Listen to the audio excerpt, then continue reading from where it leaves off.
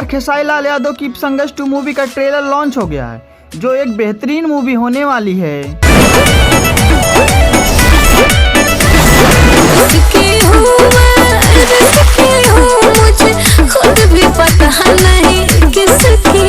Superstar, आप बंदों पे कितनी सच्चाई तोड़ा। हो या ना हो, लेकिन अंजलि को पिता की जरूरत है।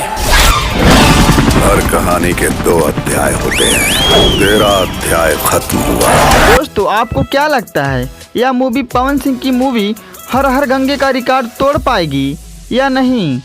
जी हाँ दोस्तों, आपको बता दें यह मूवी खेसारी लाल की फरिश्ता की तरह सुपर डुपर हिट होगी।